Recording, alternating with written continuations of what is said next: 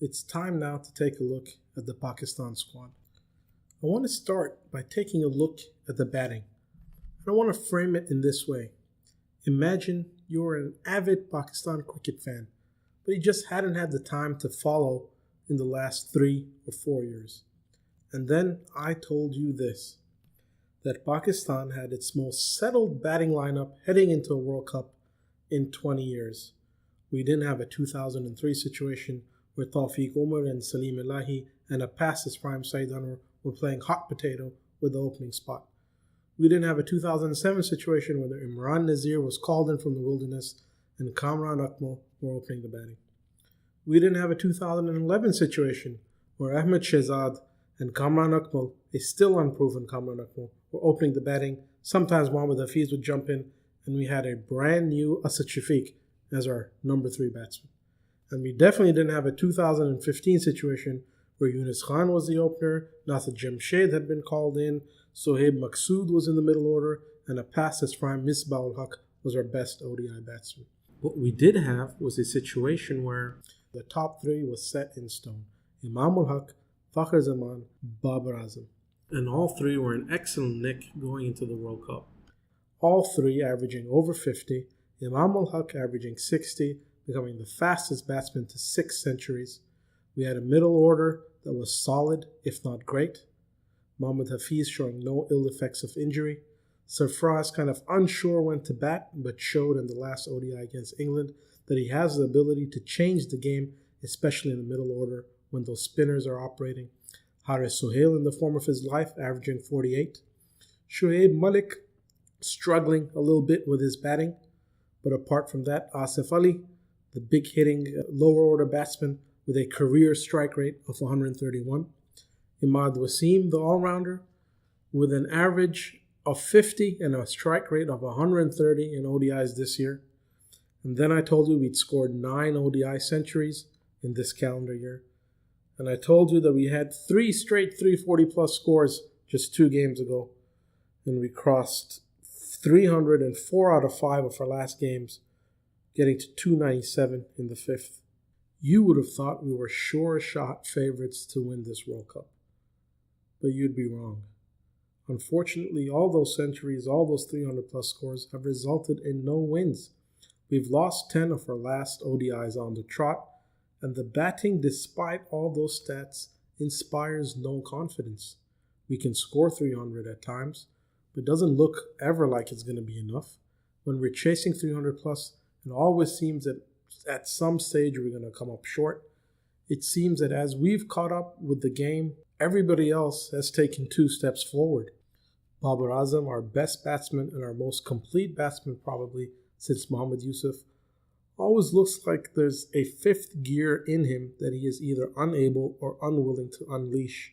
Perhaps he suffers from the curse of elegance, that he just makes batting look so easy that we assume that he has that 5th gear in him when he actually doesn't.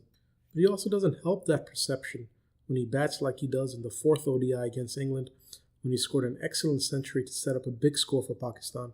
But as he approached the century, the last 15 or so runs were scored just in singles. Well, regardless of his willingness or ability to hit that 5th gear, him and Fakhr Zaman at the top of the order remain key to any of our hopes in this World Cup. Let's move on and take a look at the bowling, what's traditionally been considered Pakistan's stronger suit. The bowling lineup overall just seems undercooked. There's Shaheen Shah Afridi, an excellent talent, but really, really young, unproven at the big stage.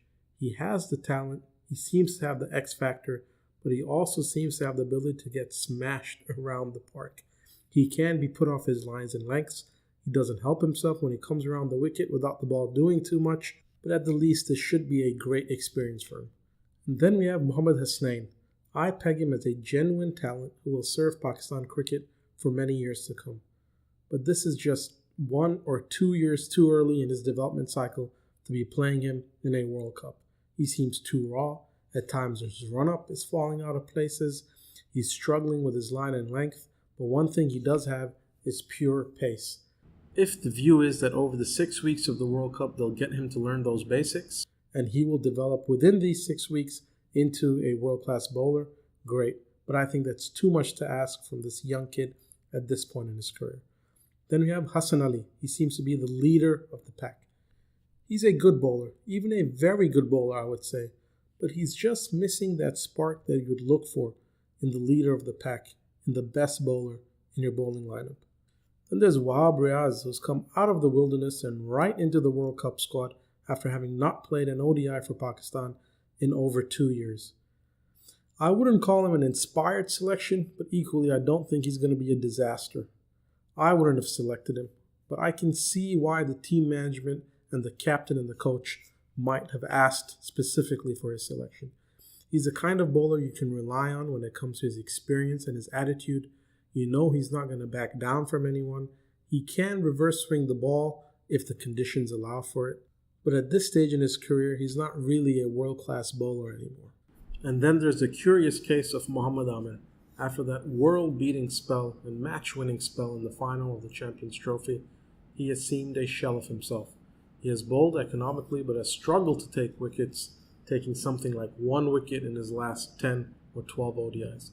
He was justifiably dropped from the World Cup squad, but retained for the England ODIs with the view that he would be auditioning directly for his spot, and if he played well in the England ODIs, would be picked up, and then they would drop either Mohammad Hussain, Fahim Ashraf, or Junaid Khan and call him back.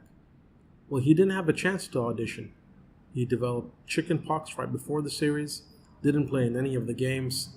However, shockingly, I would say, his value increased in his absence. The bowlers didn't do well, and the team management and the captain and the selectors said they had to have Amir back.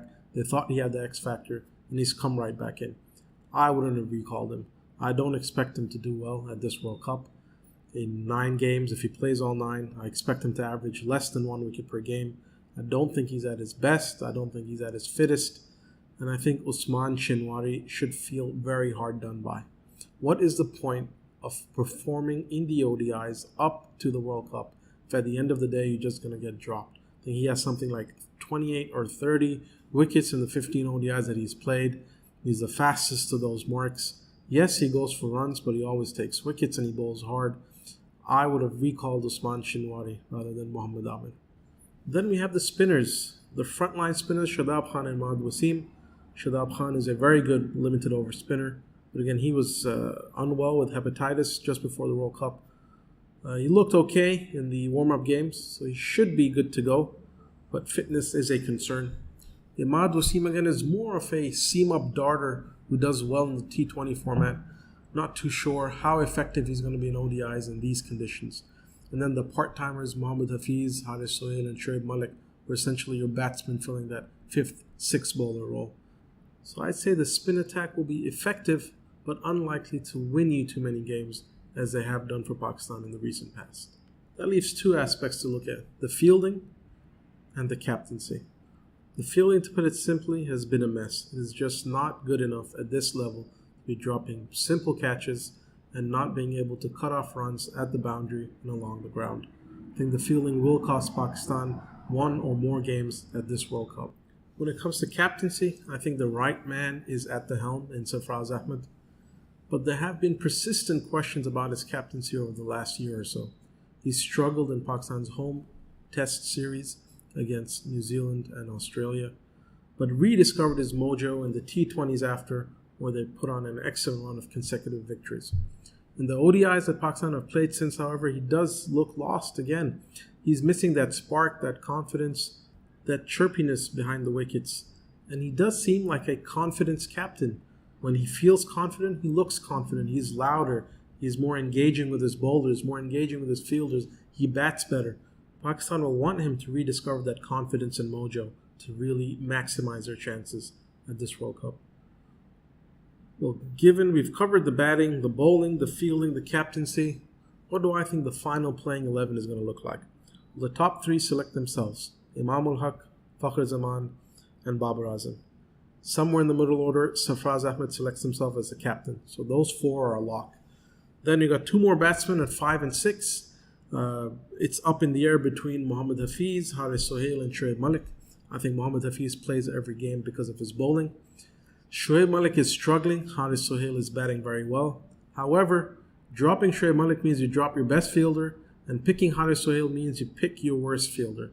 I think the team management and coach and captain are going to look at that, which makes me think that it's Malik who's going to get the nod in the playing 11.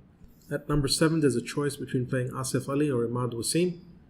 If it was up to me, I'd play Asif Ali, and then I'd have my bowlers from 8 to 11 in Shadab Khan and 3 pacers, which are likely to be Muhammad Amir, Shaheen Shah Afridi, and Hassan Ali.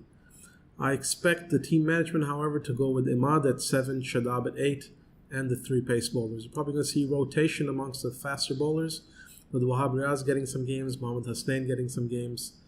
Not all the bowlers, however, are good or prefer bowling with a new ball, so I also expect to see a lot of Muhammad Hafiz and or Imad Wasim bowling in the first 10 overs. Overall, the squad looks good and settled, but I think at the end of the day, it just won't be good enough. A good World Cup campaign for Pakistan will be if they're still challenging and in the hunt for that 4th spot going into the last round of games. An excellent World Cup would be if they qualify for the semifinals, and if they're in the semifinals, then 2 games to anyone's World Cup. But I don't think they're good enough to make it. The game has moved on, and Pakistan hasn't moved along fast enough.